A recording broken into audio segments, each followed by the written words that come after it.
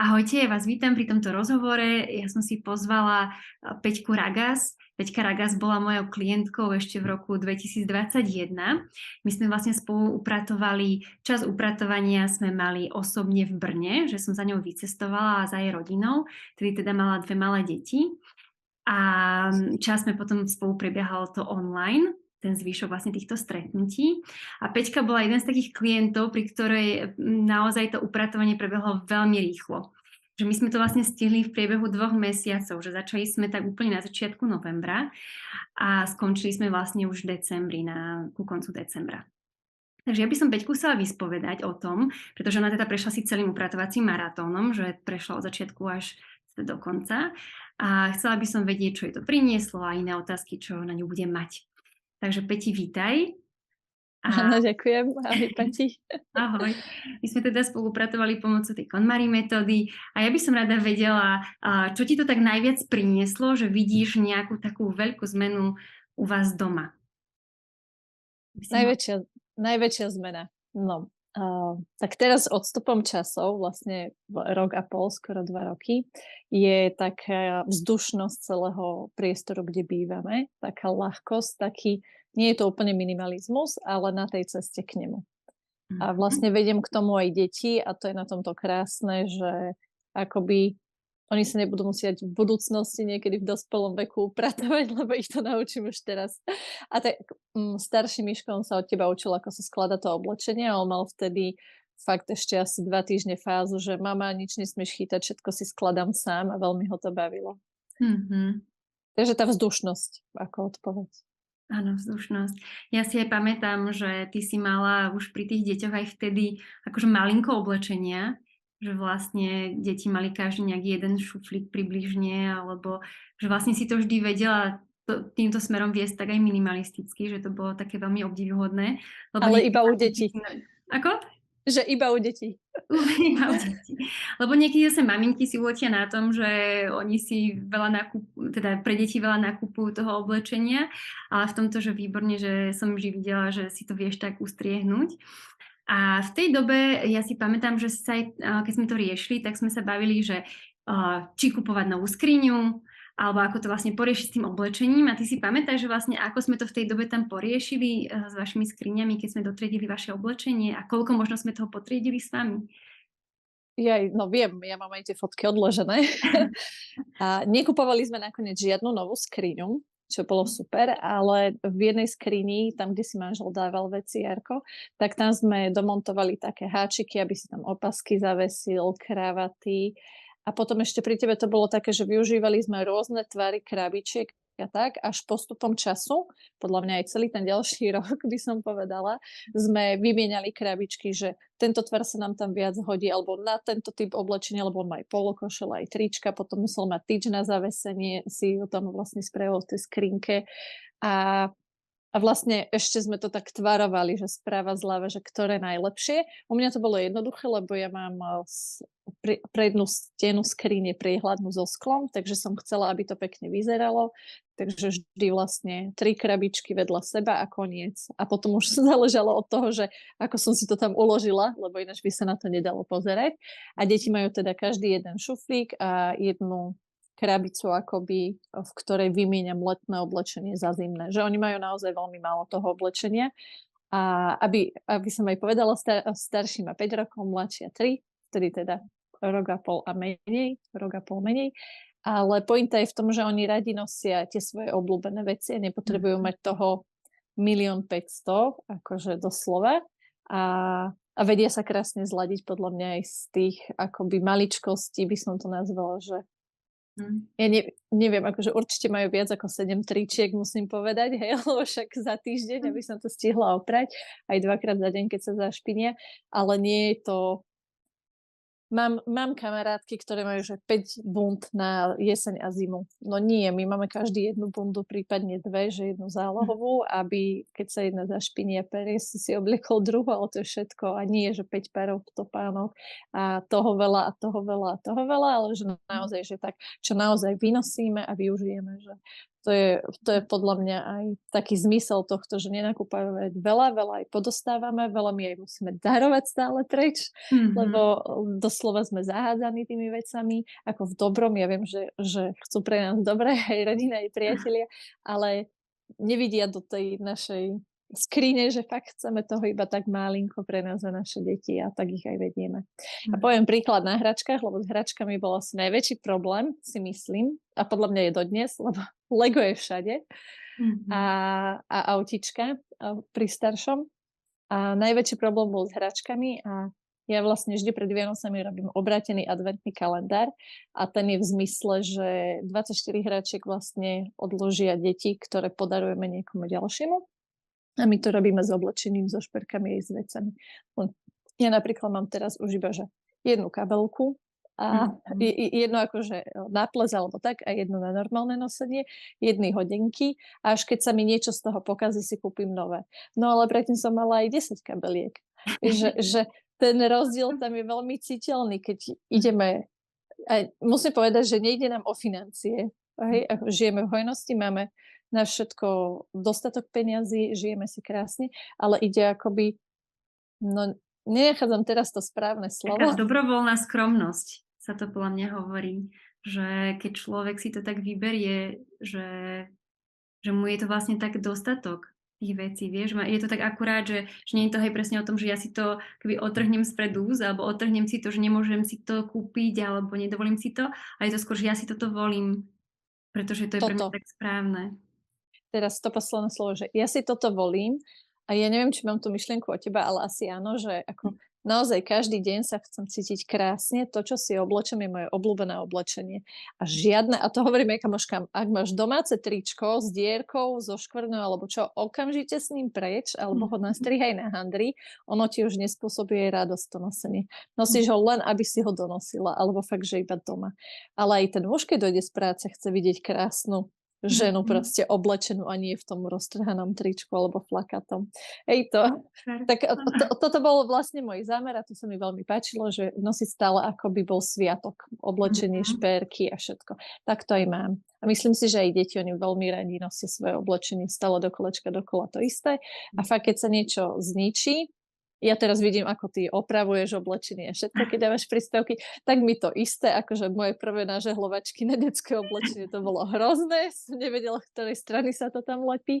A ja som aj pokazila, nie že pokazila žehličku, ale raz som ako keby to zle urobila, tak som potom musela čistiť žehličku, našťastie sa pokazila, ale mala som aj také situácie s tým. Ja tiež. Tak Jarko je šikovný, že to tam máš zle, to už ti horí na tom a už tam prilepené to lepidlo. Tak toto. No a teda najhoršie je to s hračkami, ale okrem toho adventného kalendára máme, že keď dojde nová hračka, tak máme dohodu alebo pravidlo a jedna stará musí ísť preč.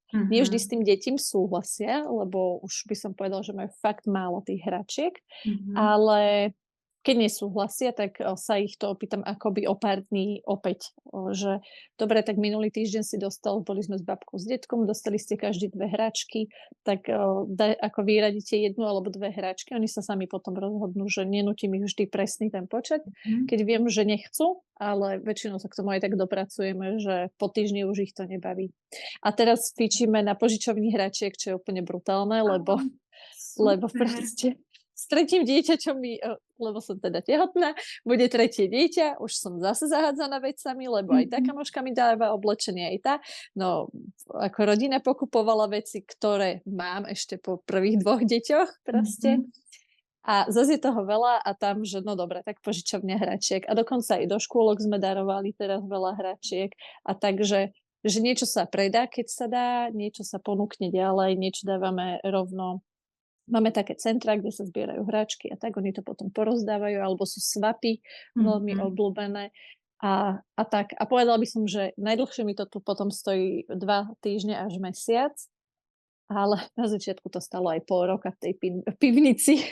Myslíš, že ti to stojí, že kým sa kvázi to dostane niekam ďalej, hej? Že, alebo kým to daruješ, že dávaš nejaký taký svoj akoby limit Asi Už, ideál, že aby to nebolo pol roka, ale ideál, aby to ako keby, dajme tomu, za ten mesiac cca, alebo tak odišlo. Alebo no pol. presne, lebo potom v našom spoločnom upratovaní to bolo tak, že my máme teda 2 pivnice, tá druhá je prenajatá Mhm. a my sme ju celú zahádzali vecami. A teraz Mhm. dokým vlastne to celé vyradené oblečenie išlo preč, aj tie veci, aj potrebné veci, akože elektronika a takto, aj knihy, no tak fakt prešiel pol rok a tá pivnica bola plná a to sme si nevedeli ani Mhm. bicykel vytiahnuť, ani sánky v zime, nič a už sme sa na to hnevali, tak potom Áno. sme si tak sami sebe povedali, že do toho mesiaca by to malo ísť preč. A dokonca, hoci ja mám rada prázdny svoj pracovný stolík, ako si mi ho vytvorila, že, Mhm. lebo K tomu vďaka sa tebe môžeme ostal dostať. prázdny, áno, Aha.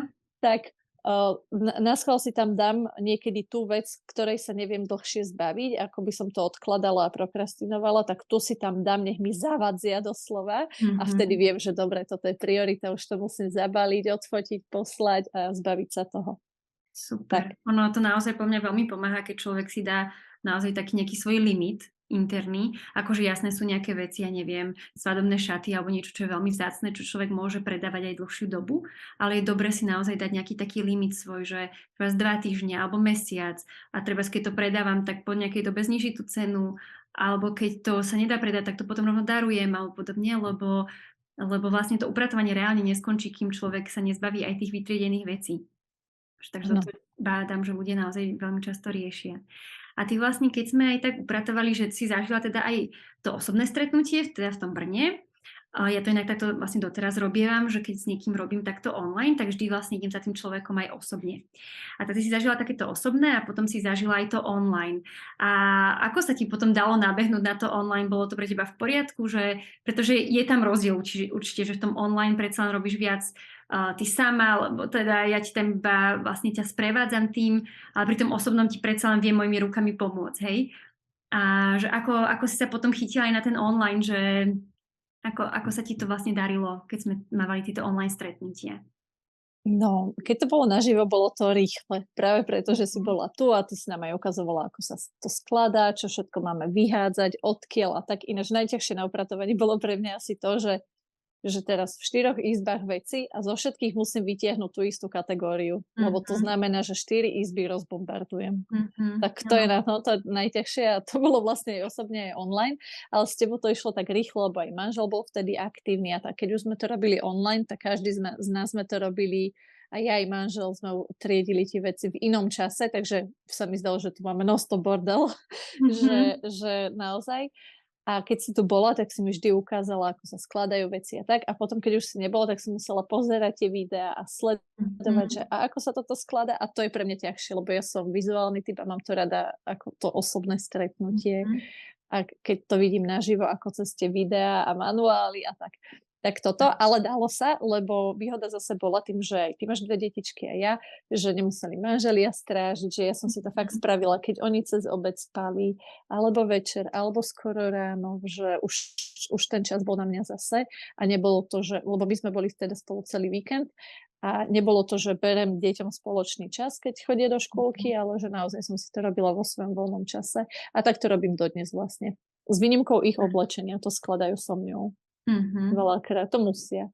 A zo skladania s tebou oblečenia jediné, čo deti porušujú, je skladanie ponožiek, lebo sa im potom No. pomiešajú ako farby a páry. Takže Mhm. tie jediné ešte stále dávame do takej guličky u detí, ale všetko sa Mhm. skladáme poctivo. Super. Tak. To je parádne. A ty si aj spomenula teda, že sme ti vytvorili nejaký pracovný priestor alebo teda niečo teda na stole, nejaký ten priestor pre teba. A neviem, či si úplne pamätáš, že ako to prebiehalo alebo ako to bolo, ale môžeš možno celkovo len tak spomenúť vôbec, čo sme vlastne vytvorili, v akej miestnosti alebo čokoľvek ti tomu napadá k tomu teda pracovnému priestoru. Tak, tým, že som stále s deťmi doma na materskej, tak som nemohla mať vlastnú pracovňu alebo čo, kde by som si, ja neviem, čítala knižku, popracovala, napísala niečo do denníkov alebo proste nakreslila si niečo, hocičo. Proste nedalo sa to a A mali sme v detskej izbe, aj ho máme stále, stôl proste písací a stal sa z neho môj pracovný stôl a vlastne dokúpili sme k nemu skrinku malú na šuflíky dole, kam som si potom odložila svoje veci. No a bolo to tak, že si sa ma pýtala, že či sa cítim šťastná, keď si sadnem za ten stôl. A ja, že no nie, ja keď som sa pozrela na ten stôl, tam hračka, tam veci na šitie, tam niečo, potom ja som tam mala aj nástenku, na nástenke úlohy, fotky, nejaké obrázky snov, cieľov a takto. A proste taký chaos, ale akože nie cielený, ale že čakalo to proste vždy na nejaké dokončenie. No a tvoja akože úloha je vždy všetko daj odtiaľ preč. Nemám to rada dodnes, lebo proste keď chcem niečo upratať, viem, že to musí ísť celé preč. Takže išlo to celé preč a začali sme skladať naspäť, že čo tam môže byť a čo nie. A k dnešnému dňu, keď si vezmem, čo tam všetko ostalo od tvojej návštevy, je to v takom istom štádiu, že mám tam teda nejaké sviečky, kamienky, také svoje akože skrašľujúce veci, obraz. Na nástenke mám nástenku vízií, žiadne úlohy tam nie sú zapichnuté, žiadne šiace potreby na stole, žiadne detské hračky, to je zase naša dohoda, že žiadnu hračku mi nesmú dávať na stôl a keď nejakú chcú opraviť, musia ju odniesť do špajze, tatínko tam má pre nich krabičku a že toto sú veci na opravu, takže oni veľa lepia hračky, keď sa pokazia. A mám tam notebook, lampu a to je všetko. Už aj difuzéria na zemi, už tam nič nie je. Takže ja dojdem, mám si kam dať veľký zošit, mám si kam sadnúť, mám si kam dať aj kávu, keby som chcela, ale inak nikomu tam nedovolujem nič dať, proste iba ja, nikto iný.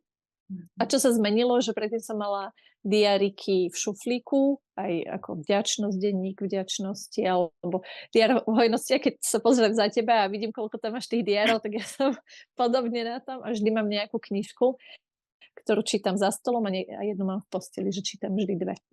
A tak na nich mám už krabičku, že predtým som to mala v šuflíku, ale nie vždy som to vyťahovala, keď som to nemala na očiach, tak teraz to mám v takej malej krabičke na stole a hneď sa potom natiahnem aj po diári a tak.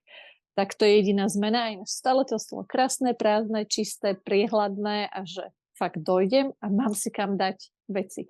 Teraz, ako sa budeme stiahovať, tak jediná vec, čo mi chýba, nezmestila sa do tohto bytu, lebo tento je menší, je vlastný vintage stolík so zrkadlom, kde si dám šperky, malovatka a tak, lebo vlastne tak toto mám, že niečo v spálni, niečo v chodbe a niečo v kúpeľni, lebo šperky by vlastne mali byť v kúpeľni kvôli vlhkosti, tak som si to nechala vonku. A to mi teraz tak chýba vlastne, že nemám to tak po ruke, ale už do nového domčeka pôjde pekne stolík a to bude zase akoby, že bude mať dve svoje miesta. A tam napríklad manžel v tomto byte nemá pracovný stôl, niekedy si sadne za môj a má kanceláriu. Tak on v kancelárii spravil vlastne akoby zrkadlo toho, čo videl, čo sme my urobili u nás, tak tam. A tiež sa chystá vlastne mať svoj, nie vintage stolík, ale asi nejaký pracovný, lebo on dojde a on si tu vlastne nemá kam položiť notebook, keď dojde a takže musí chodiť na ten môj stôl. Tak v tom novom domčeku spravil, že je on svoj taký kútik. Že nechceme pracovňu a nič, ale fakt, že iba miesto, kam si dám veci, kam vieme, že tie deti nepôjdu za tú elektroniku a takto. Presne, no to je paráda. To som veľmi rada.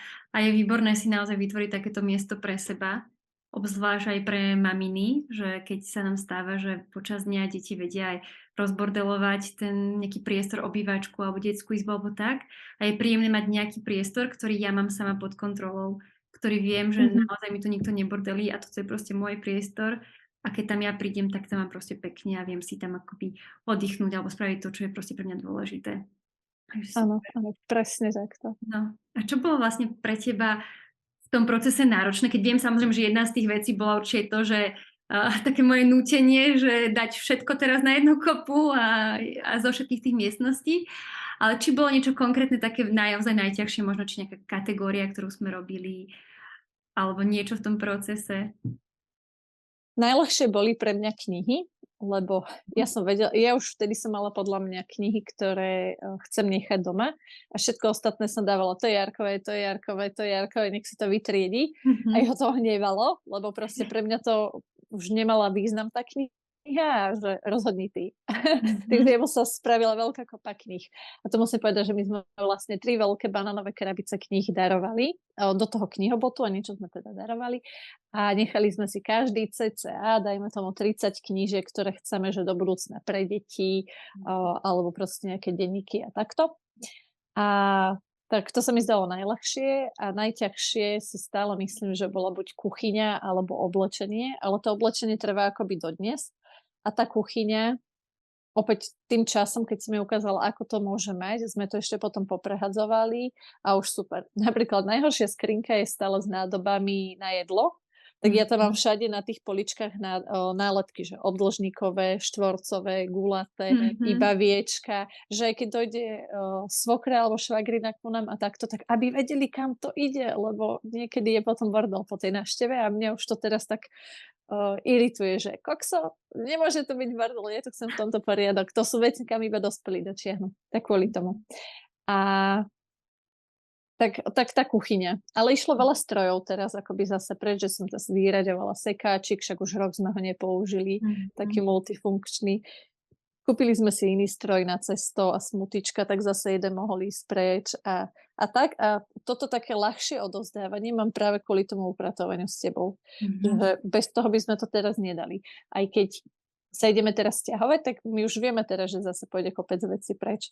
Lebo od minulej, teraz sme vlastne vyťahovali zimné veci, sme schovávali a vyťahovali jarné a teraz sa letné už vyťahujú, takže už sme videli, čo pôjde preč, čo nebude na budúci rok deťom dobre. Takže to je také ľahké, ale pri tom sťahovaní sa vytiahnu zase tie veci z pivnice, ktoré sme tam akoby schovali pred tým rokom a pol. Určite je tam toho veľa a to sa teraz také tie kostlivci zo skrine vytiahnu. Mhm. Alebo teraz si úplne som sa pozrela na skrine, že ja tam mám určite ten kabát, ktorý som mala naposledy pred 4 rokmi na sebe. Nechcem sa ho vzdať, lenže ja som zase tehotná, ja to mám trošku iné. Že Áno. proste, ja keď som každý druhý rok tehotná, teraz akože iba tretíkrát, hej, aby to neznelo divne, tak ja mám proste oblečenie, ktoré viem obliecť aj ako tehotná, aj ako dojčiaca. Potom a nemám teda veľa oblečenia, ale je veľa toho v krabici a ten kabát je môj obľúbený a čaká proste, kedy si ho znova oblečiem. Lenže ja už viem, že Mhm. to boli 4 roky, takže možno musím sa neho pozrieť, či sa už nerozlúčime. Tak niekedy je ťažké sa teda lúčiť s vecami a to oblečenie stále patrí medzi najťažšie kategórie práve preto. A toto si ešte niekedy oblečem. A Áno. toto som si kúpila Mhm. na výnimočnú príležitosť, ale vlastne asi nikdy neprišla. Mhm. A mám určite Rozumiem. aspoň 2 plesových šiat, ktoré som ešte na sebe nemala. A že Mhm. Hej. takže uvidíme, Mhm. no. Ono treba, v tomto vždycky tak hovorím, že mať taký súcit so sebou, že vlastne človek niekedy počas toho upratovania, že akoby na prvú šupu alebo na tú prvú várku akoby není schopný sa zbaviť akoby úplne všetkého, že napríklad aj ja si pamätám sama u seba, že ja keď som vlastne u seba upratovala, tak ja som napríklad na prvýkrát, keď som upratovala, tak som nevytriedila svadobné šaty. Že tie som vytriedila až na druhýkrát, ako keby, že možno ten prvýkrát som ešte do toho akoby nedorástla, alebo som ešte, ja neviem, ešte stále som tam mala nejakú pripútanosť k tomu alebo niečo podobné. A je úplne OK vlastne, že tak časom to príde. A vlastne práve takéto veci ako sťahovanie alebo ďalšie bábätko, podobne sú tie situácie, kedy človek má znova tendenciu sa na to pozrieť, znova ešte niečo pretriediť, lebo ono to vlastne není tak, že vlastne človek si len raz doupratuje a už nikdy nebude musieť nič upratať a už tam nikdy nič nepribudne, pretože je stále nejaký prísun nových vecí, alebo je tam niečo, že človek, ja tomu aj tak verím, alebo tak nejak rozumiem, že my sa stále posúvame niekde na tej hranici toho množstva. A že vlastne čím začneme mať menej a menej tých vecí, tak vlastne stále začneme akoby vidieť, že kde toho máme veľa. Kde sme to predtým možno nevnímali, to množstvo, tak zrazu teraz sme na to citlivejší. Čiže takéto priebežné triedenie je práve, že je naozaj super, že to tam vlastne takto ešte stále robíte a že to tam do toho pridávate k vám domov a tým sa stále ešte môžete posúvať na tom, aby vám bolo lepšie. Že nemusí to byť teda len taká jednorázová aktivita, ktorá skončí a OK, odteraz už hotovo, ale vlastne to ešte to prebieha, dobieha a super, že vieš No. ako na to a že ti to je tak ľahšie. Super. Hej, úplne si to trafila zase, Pati, lebo vlastne, keď máme toho menej, tak máme tú vzdušnosť, ako som povedala na začiatku. No a veľmi sa u nás ukázala na Vianoce, kedy Mhm. sme nemali zrazu proste veľa darčekov pod stromčekov a vyzdobený z každej strany stromček, ale tak jednoduchšie, tak vzdušnejšie, takže drevené ozdobky s takými vyritými názvami sme si nechali. Bol teda zlatohnedý a darčeky sme sa dohodli, že 3 pod stromček. A všetko ostatné, čo nám rodina poslala, ostalo proste bokom. Ale aj sme im to teda vysvetlili, že my Mhm. chceme mať iné Vianoce, nechceme byť zahádzaní Mhm. zase vecami a tak, že teraz sme dotriedili, všetci to o tom vedeli od nás, takže myslím si, že aj to bolo poľahčujúce, že dobre, zase ste si niečo vymysleli, si mohli povedať, Áno. ale to tolerovali, takže super. A tie darčeky vlastne dostali neskôr, hej, že keď buď vyradili ešte nejaké hračky, alebo neboli, už s niečím sa dlhšie nehrali, tak buď to išlo do pivnice, alebo sme to darovali do centier a vytiahli sa potom tie nové darčeky. Že nemáme to u nás, že darček dostaneš iba na sviatok, ale môžeš dostať hoci kedy, aby ti to nechýbalo, ale keď sa s tým nehráš, tak nech to ide preč, nech to zase spraví priestor novým veciam. A ja to tak aj hovorím, že vlastne keď chceš novú energiu do života, tak si uprať skriňu. Lebo ja Mhm. ti veľa odporúčam teda, tak to je taká moja hláška kamoškám, že moja, chceš nový život, akože novú energiu do života, uprať si skriňu. Odtiaľ ti Mhm. potom vyletia ti tie staré veci, potrhané trička, to, čo neprináša krásu, hojnosť, ani pocit sebavedomia a tak. A spravíš si tam poriadok a príde ti to do života aj s peniazmi, aj s hojnosťou, v každom smere proste, keď si sama zdvihneš sebavedomie vďaka skrini zase. Takže uprať si. Vyzerá, že tá skriňa je naozaj taká kľúčová, ale inak áno, je to pravda, že pri tej naozaj človek zažije takú najväčšiu zmenu, jednak je aj prvá v poradí a teda to oblečenie, ale naozaj toho máme naozaj skoro každý také kvantum. Takže dať toto do poriadku a dať tam tú vzdušnosť, tak to naozaj spraví veľký efekt u nás doma.